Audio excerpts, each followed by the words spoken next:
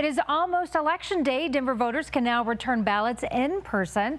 Today, the city opened voting centers and those drop boxes. So if you want to wait, you can vote in person at one of the 39 voting centers that will open across the county on Election Day. This year, half of the statewide ballot measures were put on the ballot by state lawmakers. And one of the most controversial is Proposition KK. It would impose a new tax on firearm sales to generate money for victim services. Your political reporter Sean Boyd spoke with supporters and opponents.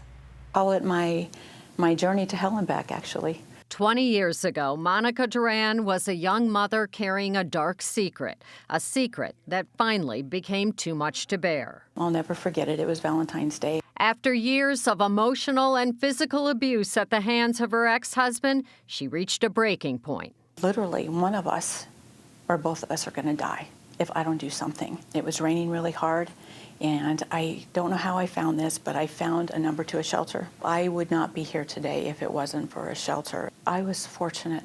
I was lucky. But many women are not. Violence Free Colorado says it's turning away 100 women a day on average due to drastic cuts in funding. Victim services organizations are largely funded by fines imposed on criminals, and courts have been reducing those fines in an effort to increase the chance of rehabilitation.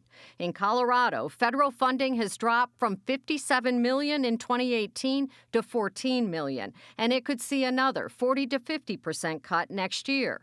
Unlike other states, Colorado doesn't have a dedicated stream of revenue for victim services. This is a problem that isn't going away. Which is why Duran, the majority leader in the state house, passed a bill this year referring Proposition KK to the ballot.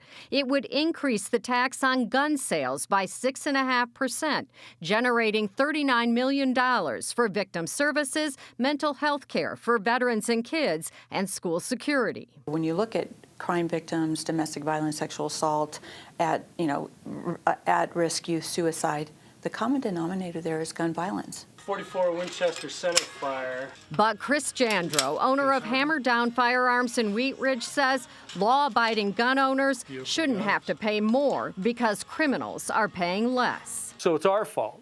At what point does it become the criminal's fault?